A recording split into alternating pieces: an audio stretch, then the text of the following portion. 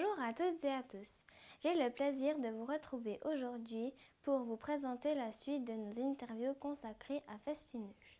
L'équipe d'Ecoastro TV vous présente une nouvelle personnalité neuchâteloise en la personne d'Olivia Pedroli. Beaucoup d'entre vous la connaissent mieux sous le nom de LOL et nous, on se retrouve juste après. Olivia Pedroli, bonjour. Vous êtes une chanteuse suisse et encore mieux neuchâteloise. Et malgré cela, vous avez réussi à avoir du succès, bien au-delà des frontières cantonales et nationales. Quelle est la clé qui fait votre succès actuellement? Je suis pas sûre qu'il y ait une clé en fait. C'est beaucoup de travail peut-être déjà. Et puis de ne pas avoir peur d'oser aller vers des gens qu'on admire, d'oser faire des choses peut-être qu'on craint un peu. Et puis pas avoir peur aussi des fois que les choses avancent pas aussi vite qu'on aimerait. Mais c'est avant tout beaucoup de travail. À quel âge avez-vous commencé à vous intéresser au chant et à la musique? Moi j'ai commencé très jeune. Je sais pas, tu as quel âge toi? 12 ans. 2 ans, ouais. Moi j'ai commencé plus jeune que toi. En fait j'ai commencé le violon à 5 ans. Et puis j'ai fait le conservatoire, j'ai joué dans l'orchestre à l'école Zender. Après j'ai fait aussi un peu la chorale. Et c'est après coup que j'ai commencé à écrire mes premières chansons. Donc la musique, ça fait vraiment partie de ma vie. Vous êtes devenue une star reconnue dans plusieurs pays. Quels sont les conseils que vous pourriez donner à un ou une jeune artiste suisse qui voudrait lui aussi se lancer dans une carrière de chant? Déjà, la première chose, je pense que l'idée n'est pas de devenir une star. Je crois qu'il y a beaucoup maintenant ça qui est véhiculé, surtout chez les jeunes, que l'envie avant tout, c'est d'être une star. Je crois que ce qu'on a envie d'abord, c'est de faire ce qu'on aime, c'est-à-dire, en l'occurrence, moi, c'est de faire de la musique et de pouvoir en vivre. Donc peut-être ce que je conseillerais, c'est d'avoir avant tout cette vision du métier. C'est de se dire que c'est un métier, que ça demande beaucoup de travail et que c'est avant tout la musique. Et puis après, si on a de la reconnaissance du public, tant mieux. Mais il faut avoir cette envie, il faut avoir cette passion pour la musique et pas seulement, ou un autre art, une autre forme d'art, si on est intéressé par autre chose que la musique, et pas viser avant tout le fait de passer à la télé ou d'être connu, d'être reconnu dans la rue. Sinon, le risque qu'il peut y avoir, c'est qu'on fasse des choses qui soient peut-être pas sincères, qui soient pas vraiment personnelles, et aussi que peut-être ça fonctionne 5 minutes, mais après les gens s'intéressent à vous 5 minutes, puis après ils s'intéressent plus à vous. Donc mieux vaut commencer tranquillement et puis faire les choses sur le long terme avec constance plutôt que de vouloir viser le top tout de suite. Est-ce que vous pensez que les émissions françaises comme la Star Academy, Popstar, The Voice est une solution pour les jeunes? Quel est votre regard sur ces émissions? Bon, moi je dois dire, j'ai pas la télé, donc je connais pas très bien ces émissions. Bien sûr que je les ai déjà vues une ou deux fois, mais je suis pas quelqu'un qui suit ça activement. Disons qu'il y a, à ce que j'ai compris, il y a quand même quelques personnes qui sont sorties de ces émissions, qui ont mené une carrière sur le long terme.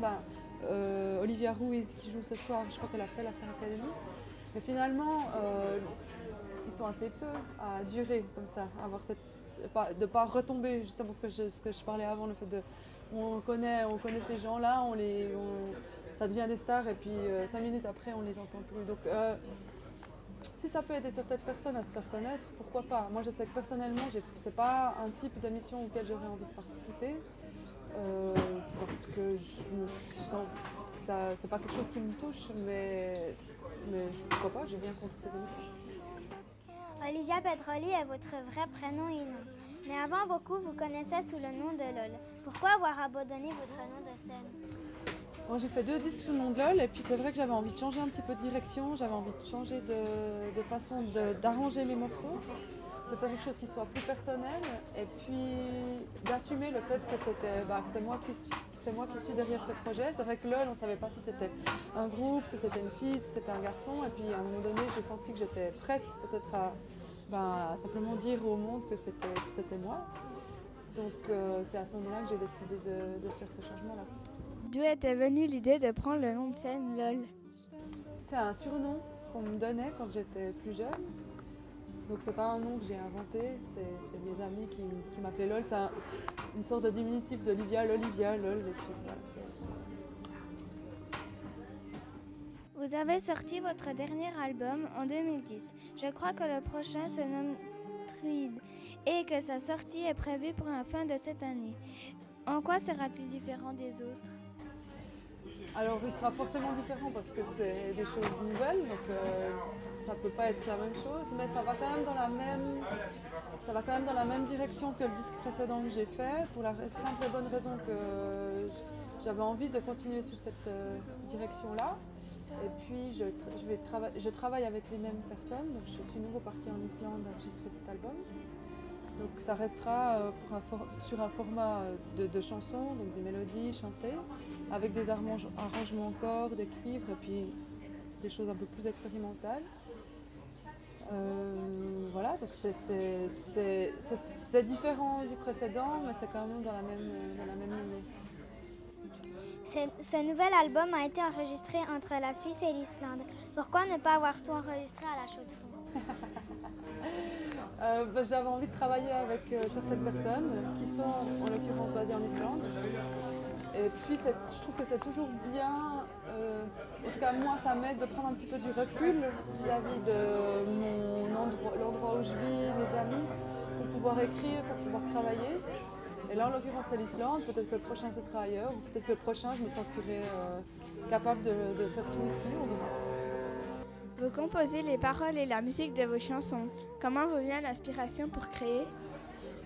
Ça, c'est une question à laquelle c'est difficile de répondre parce que j'ai pas vraiment une méthode, une façon de créer. Je dirais en général, c'est plutôt la musique qui vient d'abord.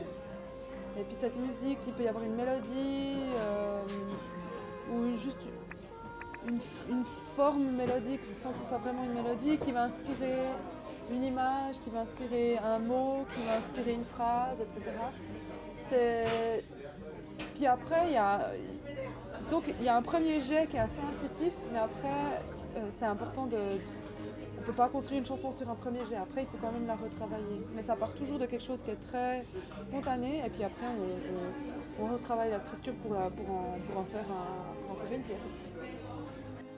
Pourquoi chantez-vous toujours en anglais? Parce que j'aime bien chanter en anglais, parce que j'aime bien écrire en anglais, parce que l'anglais c'est ma langue de cœur. J'ai un rapport avec cette langue qui est très, très intime. J'ai appris cette langue assez jeune aussi, et puis j'aime bien la sonorité de cette langue-là. J'aime bien me baigner dans cette langue-là. Mais j'essaye aussi d'écrire des paroles qui soient compréhensibles pour tous, même pour ceux qui ne parlent pas l'anglais. Et puis si les gens qui ne comprennent vraiment pas mes paroles, mon but c'est de faire en sorte qu'à travers la voix, à travers les textures de voix, à travers les textures des instruments, ils arrivent à quand même sentir d'une certaine manière de quoi je parle sans forcément qu'ils comprennent les mots que je prononce. Vous avez rencontré des grands noms de la chanson, puisque vous avez fait la première partie des concerts de Joe Cocker et d'Alain Bashung. Qu'est-ce que cela vous a fait de vous retrouver devant des milliers de spectateurs? Bon, ça fait toujours plaisir, c'est toujours un peu intimidant, et puis en même temps c'est des bons challenges, surtout quand on fait des premières parties, parce que les gens ne nous connaissent pas, les gens ne savent pas vraiment ce qu'on fait. Et j'aime assez bien en fait ces mises en danger là, ça nous fait moi ça m'a fait beaucoup progresser. Et c'est toujours, particulièrement si on parle d'Alain Bashung, c'est quelqu'un que j'admirais beaucoup. Et de le voir sur scène, de pouvoir côtoyer un petit peu l'arrière-scène de tout ça, c'était vraiment une belle expérience. Vous avez aussi créé la musique du documentaire suisse Hiver nomade. Était-ce plus compliqué à faire? C'était différent, je dirais. Là, il y a peut-être moins de liberté que quand on fait nos propres choses, parce que là, il y a un cadre donné, il y a des images auxquelles il faut coller. C'est quand même un travail de commande, donc ça veut dire qu'il y a une personne en face qui va nous dire est-ce que tu peux faire plutôt un petit peu plus comme ça ou un petit peu plus comme ça. Mais en même temps, je trouvais que c'était intéressant d'essayer de coller à l'image, d'essayer de faire un travail qui soit plus cadré.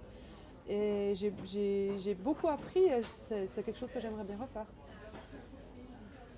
Cette composition a plu, puisque le 23 mars, vous avez été nominé au Swiss Film Award pour recevoir le prix pour la meilleure musique de film.